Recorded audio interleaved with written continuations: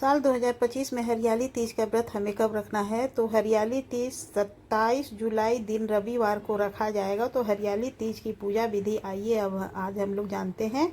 तो हरियाली तीज और हरतालिका तीज दोनों में अंतर होता है, लेकिन पूजा दोनों में एक ही तरह की होती है। और हरियाली तीज में भी भोलेनाथ की पूजा होती है और हरतालिका में भी भोलेनाथ की पूजा होती है।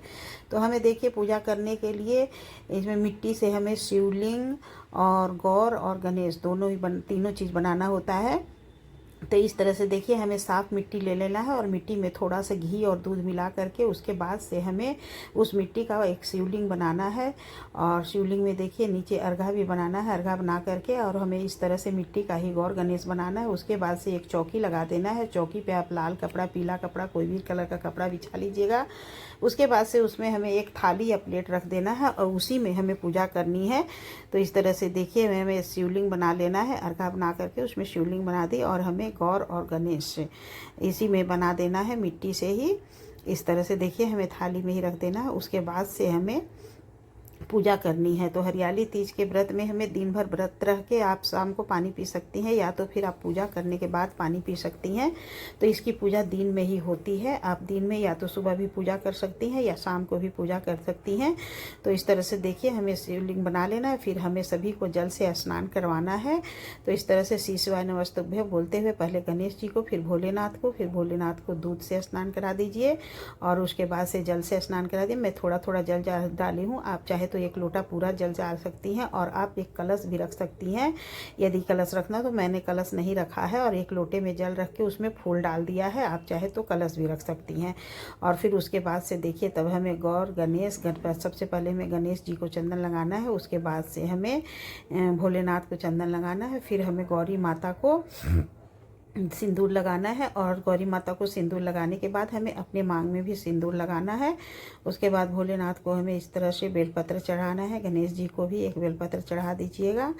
और फिर उसके बाद से पीला फूल गणपति महाराज को, आपको जो भी फूल मिल जाए आप वो फूल समर्पित करिएगा।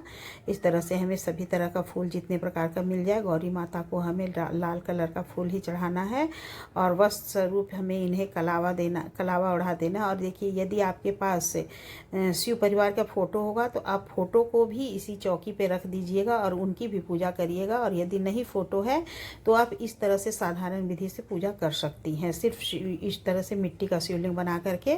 फिर भोलेनाथ को जो जो सामग्री चढ़ती है, भांग है, धतूर है, मदार, काला तिल, समी पत्र, बेलपत्र, सभी चीज़ हमें उन्हें समर्पित कर देनी है। और गौरा माता को हमें लाल फूल समर्पित करना है।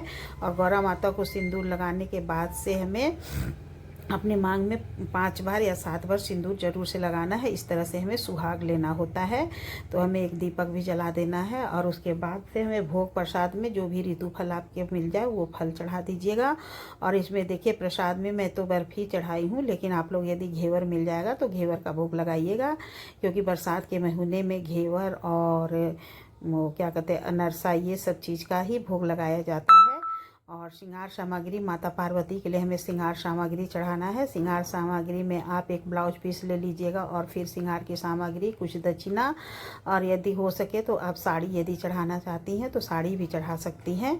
तो इस तरह से हमें करने के बाद से हमें जल से सभी को निमिष देना है। और उसके बाद से हमें हाथ में अक्षत और फूल लेकर के हरियाली तीज की व्रत कथा को पढ़ लेनी है। और व्रत कथा समाप्त होने के बाद से हमें फूल भोलेनाथ के ऊपर चढ़ा देना है। और फिर उसके बाद हमें आरती कर लेनी है। आरती करने के बाद थोड़ा सा हवन भी कर लेना चाहिए। और फिर उसके बाद से देखिए इस तरह से हरियाली तीज में आप व्रत के बाद फलाहार कर सकती हैं। फलाहार खाना चाहिए हमें। और मैं इसी वीडियो में आपको ये भी दिखा दे रही हूँ कि हमें कैसे चौकी हटाना है। तो पूजा करने के बाद से आप 1-2 घंटे के बाद, या तो सुबह पूजा की तो शाम को, इस तरह से फल उठा करके और हमें सभी में वितरित कर देना है। और फिर जो श्रृंगार का सामग्री है ये आप अपनी सासू माँ को दे दीजिएगा, या तो ननद को, जेठानी को, और कोई नहीं होगा तो आप जाकर के मंदिर में पंडित जी को दान कर दीजिएगा। और जो लोटे का जल है उसे हमें सूर्य भगवान को जल दे देना है।